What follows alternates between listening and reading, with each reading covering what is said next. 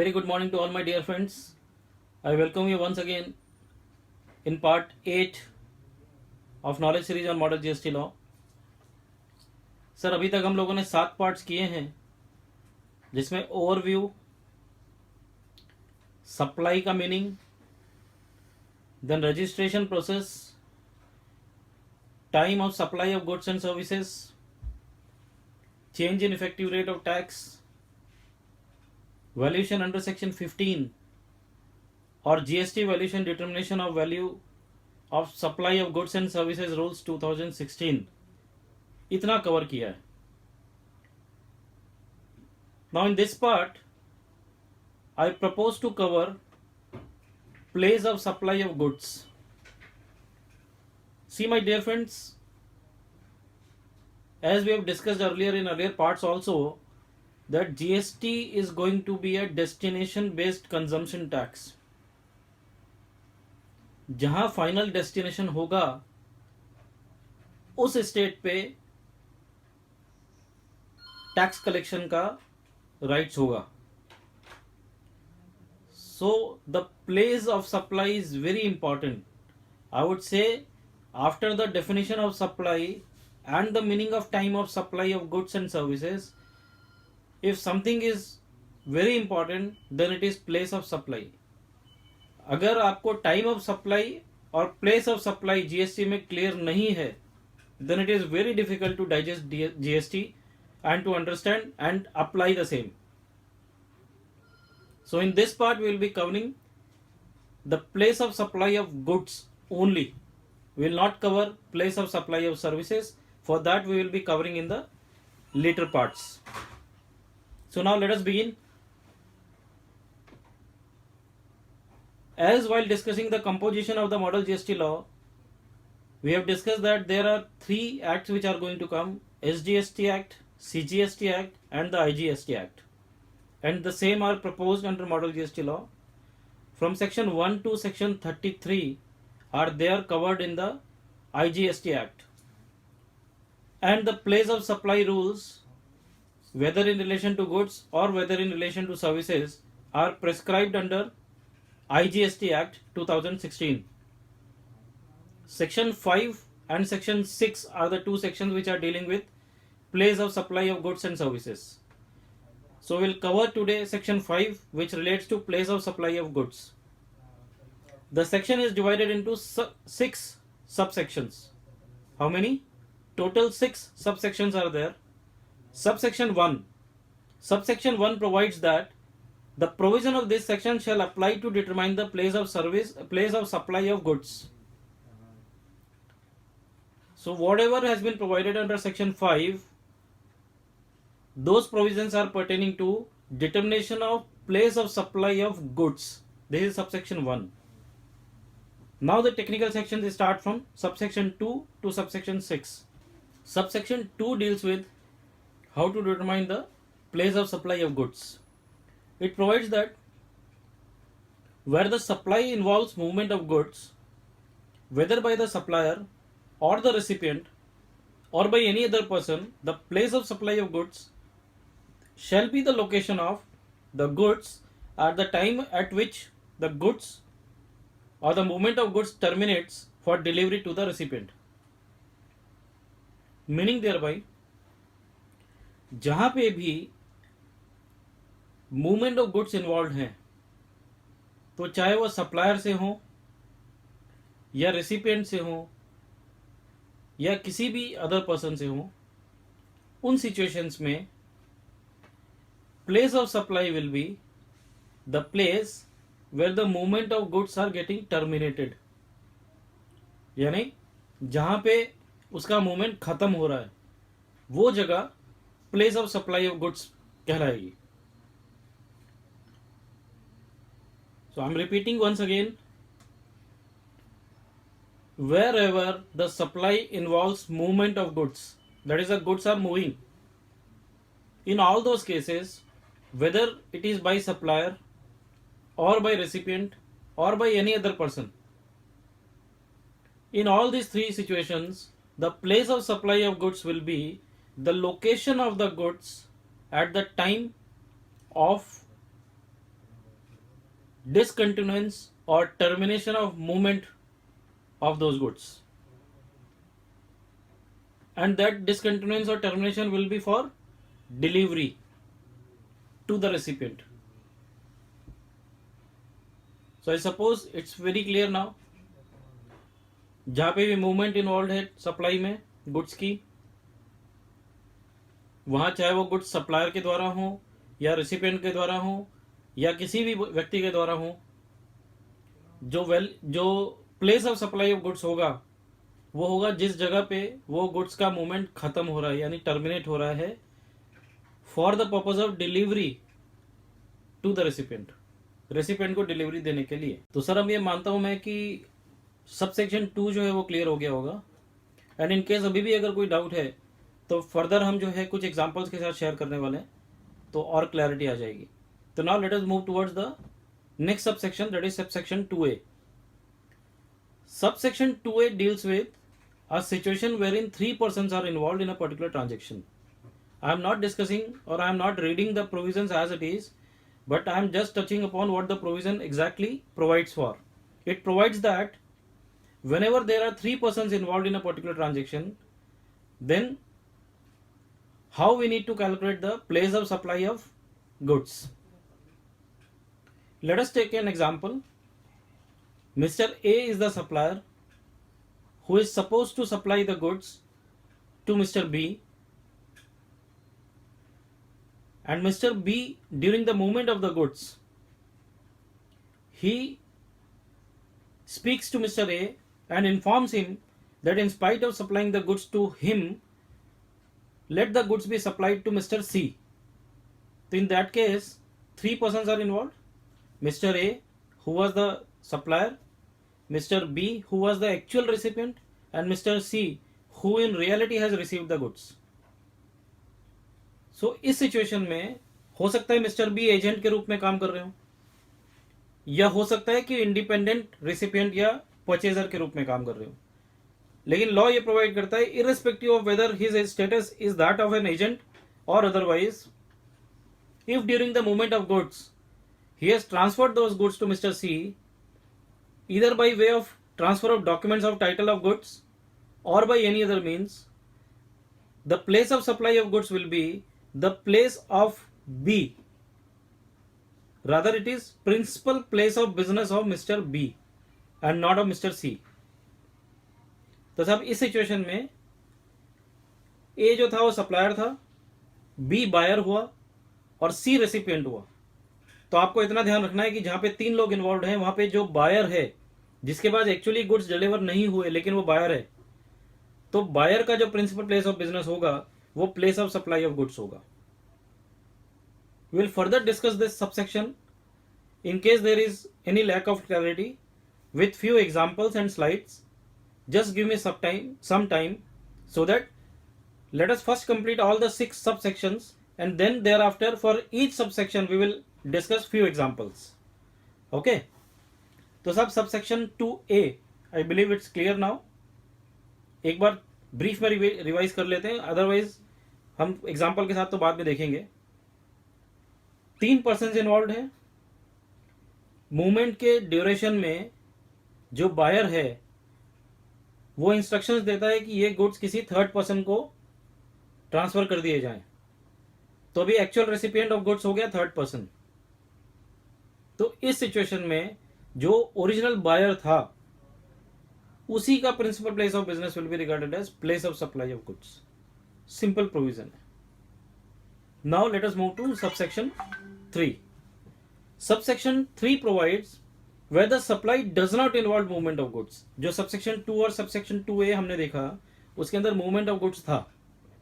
Subsection 3 provide करता है कि जहां पे मूवमेंट ऑफ गुड्स नहीं है, whether by supplier or recipient, then the place of supply of goods shall be the location of such goods at the time of delivery to the recipient. भले ही movement of goods नहीं है, लेकिन साहब उसका position या उसकी ownership या उसकी टाइटल तो आप ट्रांसफर करोगे ना रेसिपिएंट को. तो जिस समय आप वो ओनरशिप या टाइटल ट्रांसफर कर रहे हो उस समय उस गुड्स का जो लोकेशन है, that location will be treated as place of supply of goods. Clear? I am repeating once again. In case where the movement of goods is not involved, in that situation, the place of supply of goods will be the location of the goods at the time of delivery to the recipient. Recipient को delivery देने के समय में वो goods जहां भी located हैं, वो location will be regarded as the place of supply of goods. इसका भी एग्जांपल लेंगे. जैसे मैंने बोला, हम फर्दर कुछ एग्जांपल जरूर शेयर करेंगे जहां पे आपको सारे सबसेक्शंस वापस से क्लैरिटी हो जाएंगे. Now moving further, subsection 4. Subsection 4 provides where the goods are assembled और इंस्टॉल्ड एट साइट. आप कई जगह पे जाते होंगे सर, देखते होंगे वहां पे प्लांट बना रहे हैं, तो प्लांट पूरा असेंबल किया जाता है एक साइट पे. तो where the goods are being assembled at a site और they are being installed at a site, then the place of supply shall be the place of such installation और assembly. Simple rule है, बहुत simple provision है sir. जहां पे भी assembly की बात कर रहा है या इंस्टॉलेशन की बात कर रहा है, तो जिस जगह पे असेंबली या इंस्टॉलेशन हो रहा है वो जगह place of supply of goods कहलाएगी. सिंपल है. मैं सूरत बेस्ड हूँ, सूरत में अपना बिजनेस करता हूँ. मुझे दिल्ली वाले ने ऑर्डर दिया, मैं दिल्ली जाके इंस्टॉल करके आ गया कोई प्लांट या असेंबल करके आ गया, then place of supply will be Delhi and not Surat, भले ही उसमें दोनों पार्टी सूरत के हों. वो कैसे, will discuss further while discussing the examples. Now subsection 5. Subsection 5 says where the goods are supplied on board a conveyance. आप एयरक्राफ्ट में जब जा रहे हो या ट्रेन से जब जा रहे हो, तो when the goods are being supplied on board a conveyance such as a vessel, an aircraft, a train or a motor vehicle, place of supply shall be location at which such goods are taken on board. It means आप अगर correlate कर सकें तो ये place of supply जो present rules है service tax में, उसमें भी इसी तरीके के प्रोविजंस है sir. Anyways we are not touching on that. यहाँ पे केवल इतना ही समझने की जरूरत है कि जहाँ पे बोर्ड करते हैं आप कन्वेंस को, वही place of supply of goods होगा. अब आप दिल्ली, बॉम्बे से दिल्ली जा रहे हैं और पूरे जर्नी के ड्यूरेशन में आपको कुछ गुड्स सप्लाई हो रहे हैं, तो हर लोकेशन तो आप आइडेंटिफाई नहीं कर सकते सर, वो प्रैक्टिकली इम्पॉसिबल है. तो इसलिए जहां पे आपने बोर्ड किया है वही लोकेशन आपका place of supply of goods हो जाएगा. Now moving further, subsection 6. Subsection 6 provides where the place of supply can not be determined in terms of subsection 2, 3, 4 and 5. The same shall be determined by law made by the parliament in accordance with the recommendation of the council. It means ये residual section है. अगर subsection 2, subsection 3, subsection 4, subsection 5. Subsection 2 क्या था sir, जहाँ पे movement of goods involve है, तो वहाँ पे डिलीवरी का location will be the place of supply of goods. Subsection 3 क्या था सर, जहाँ पे मूवमेंट ऑफ गुड्स इन्वॉल्व नहीं है, तो वहाँ पे location of the goods at the time of delivery to the recipient was place of supply of goods. Subsection 4 क्या था सर, जहाँ पे असेंबल्ड है, असेंबली का मैटर है या इंस्टॉलेशन है साइट पे, तो वहाँ पे जो साइट की लोकेशन है that location will be place of supply of goods. और सबसेक्शन 5 क्या था सर, जहाँ पे बोर्ड अ कन्वेंस, आप कोई कन्वेंस बोर्ड करते हो, जैसे वो एयरक्राफ्ट है या मोटर व्हीकल है या फिर ट्रेन है, तो उस सिचुएशन में जहाँ बोर्ड करते हो that will be the place of supply of goods. अगर इन 4 सबसेक्शंस में आपका place of supply of goods determine नहीं हो रहा है, तो फिर जीएसटी काउंसिल के रिकमेंडेशन पे पार्लियामेंट जो डिसीजन लेगी या जो रूल्स बनाएगी, उसके हिसाब से आपको place of supply of goods determine करने पड़ेंगे. या इन शॉर्ट अगर ऐसा बोलें कि रूल्स उसके लिए डिटरमाइन किए जाएंगे, वो रूल्स के बेसिस पे हमको place of supply of goods को डिटरमाइन या आइडेंटिफाई करना पड़ेगा. So sir, this were 6 subsections of section 5 which was pertaining to place of supply of goods under the model GST law. Now my dear friends, let us proceed to discuss with examples each of these subsections which we have discussed now. Subsection 2 to subsection 6.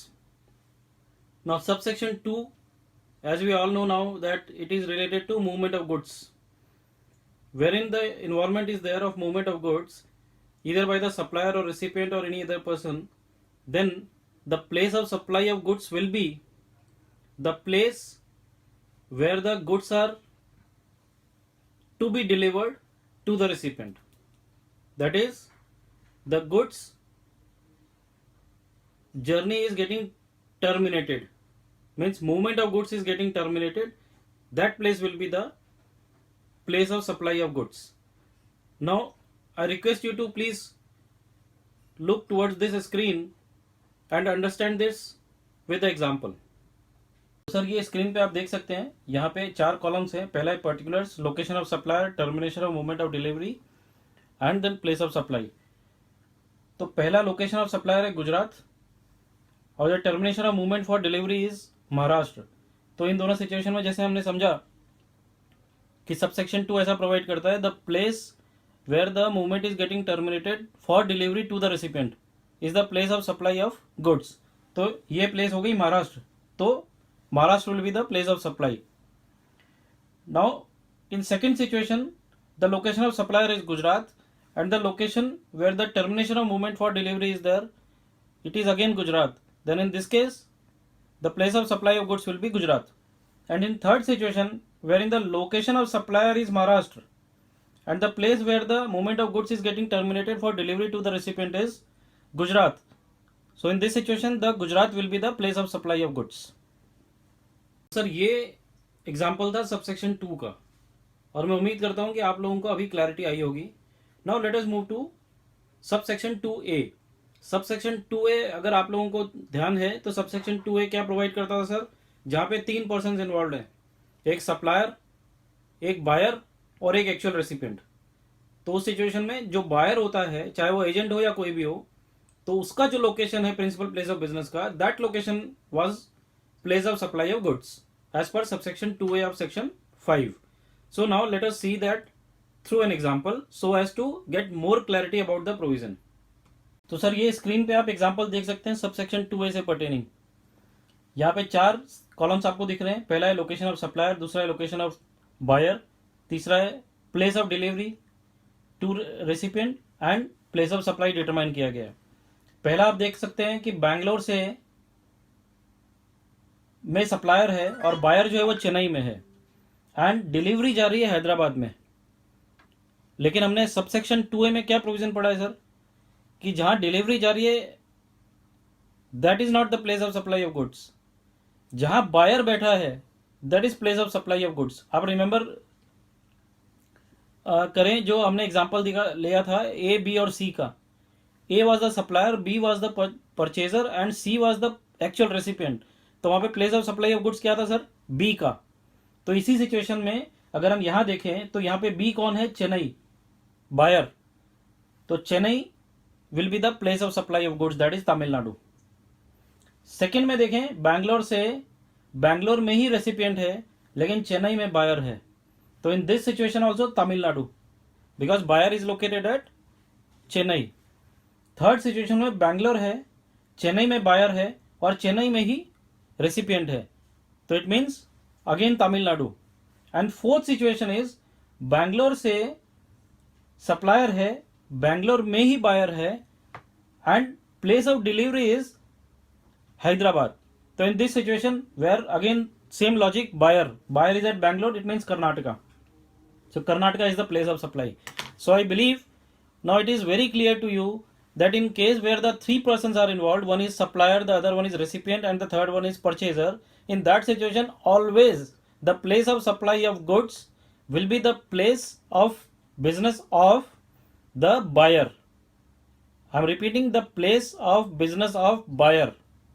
The words used are principal place of business of buyer, that will be the place of supply of goods. तो ये sir subsection 2A का example था. Now let us move towards subsection 3. So मुझे विश्वास है कि आप लोगों को ध्यान होगा सबसेक्शन 3 क्या था. सबसेक्शन 3 था जहां पे मूवमेंट ऑफ गुड्स इन्वॉल्व नहीं है, where there is no involvement of movement of goods. तो वहां पे place of supply of goods क्या था सर, वहां पे place of supply of goods था location of such goods at the time of the delivery to the recipient. यानी जिस टाइम पे आप रेसिपिएंट को डिलीवरी दे रहे हैं उस टाइम पे वो गुड्स जहां पे लोकेटेड है that will be the place of supply of goods. तो चलो सर ये सब सेक्शन भी अपने कुछ एग्जांपल्स के साथ देखते हैं सो दैट आपको और क्लैरिटी आए और आप रिलेट कर सकें। सर ये आप स्क्रीन देख रहे हैं अगेन, इसमें फिर वही 4 columns, location of supplier, location of recipient, location of goods and the place of supply. तो साहब पहली सिचुएशन है जहां पे दिल्ली में सप्लायर है, लोकेशन ऑफ रेसिपिएंट गुजरात में, और जो गुड्स हैं वो उत्तर प्रदेश में पड़े हैं। तो हमने देखा है सर सबसेक्शन 3 का हम एग्जांपल देख रहे हैं। सबसेक्शन 3 का प्रोविजन है कि जहां पे involvement of movement of goods is not there, तो यहाँ पे गुड्स मूव नहीं हो सकते, तो it will be regarded as what is the place of supply of goods in that case. The place of supply of goods is the location of the goods. So where the location of goods are, it is Uttar Pradesh, so place of supply will be Uttar Pradesh. Second situation is Gujarat में supplier है, recipient जो दिल्ली में है और location Bihar में है। तो again simple, location of goods is at Bihar, तो Bihar will be the place of supply of goods. तो सर ये सबसेक्शन 3 था। Now subsection 4। तो subsection 4 was related to determination of place of supply of goods in case of assembly और installation.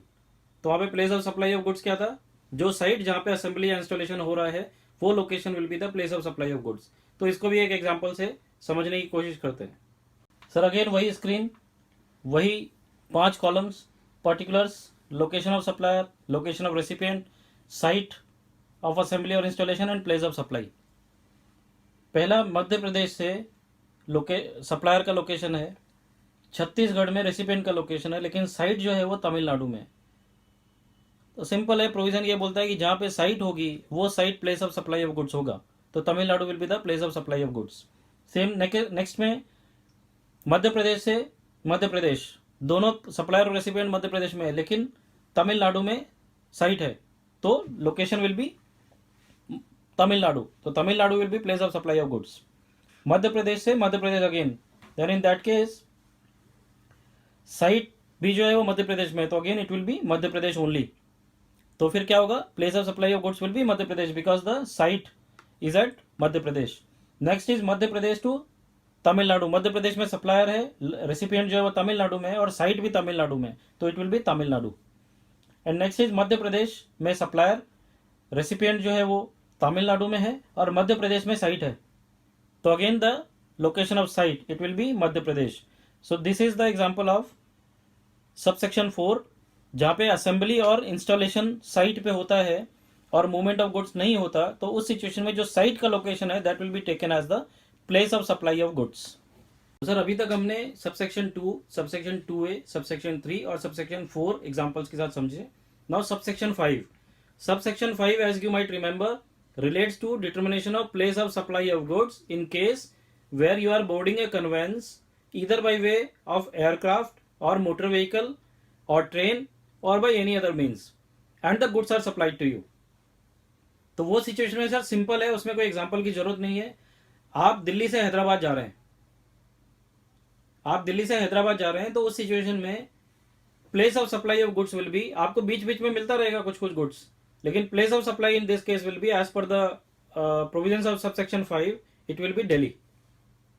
The place where you have boarded will be the place of supply of goods. So my dear friends, जैसा मैंने कहा था examples के साथ भी मैंने touch upon करने की कोशिश की और place of supply of goods को जितना क्लैरिटी दे सकता था मैंने ट्राई किया, and I believe that now you are very clear about all the provisions pertaining to place of supply of goods. Subsection 1 was telling कि भाई ये जो सेक्शन में प्रोविजंस है it is for the determination of place of supply of goods, तो it means this section is applicable only for the purpose of determining of place of provision of goods, not for services। subsection 2 जहां पे movement involve है, उस situation में जहां पे terminate हो रहा है आपका movement for delivery to recipient, that place is the place of provision of service, sorry place of supply of goods. Now subsection 2A जहां पे 3 लोग इन्वॉल्व है, एक सप्लायर है, एक रेसिपिएंट है और एक जो बीच में थर्ड पर्सन है जो बायर है, तो यहां पे बायर का जो प्रिंसिपल प्लेस ऑफ बिजनेस होगा that will be the place of supply of goods.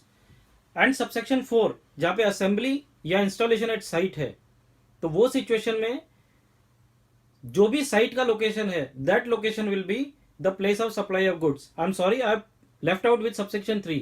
Subsection 3 है जहां पे मूवमेंट ऑफ गुड्स नहीं है, तो उस सिचुएशन में जहां पे भी गुड्स का लोकेशन होगा for delivery to the recipient, that location of goods will be regarded as place of supply of goods.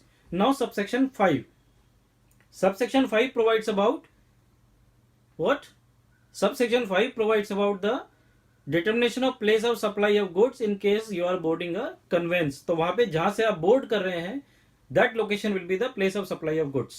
And subsection 6 which is the residual section, वो ऐसा बोलता है कि सर सबसेक्शन 2 में, 3 में, 4 में, 5 में अगर आप डिटरमाइन नहीं कर सकते हो place of supply of goods, तो जीएसटी काउंसिल के रिकमेंडेशन के बेसिस पे पार्लियामेंट जो रूल्स बनाएगी वो आपको फॉलो करना पड़ेगा. So with this we complete section 5 of IGST act which was dealing with the provisions relating to the determination of place of supply of goods. With this, I would like to stop here and conclude this part, that is part 8 of knowledge series of Model GST law. As always, I reassure that part 9 will be released in a day or two, which will discuss about the place of supply of services. Once again, I am thankful to each one of you for giving me the patience hearing. And I am thankful to my viewers because they are sending mails to me of appreciation. They are liking the videos. They are suggesting what needs to be improved. And I am working on that. And I assure that I will be working thoroughly. And whatever suggestions you have, it is most welcome. You share the suggestions with me so that I can improve my deliberation and we both can learn well about the provisions of GST under the Model GST law. Thank you. Thanks once again. Thank you very much.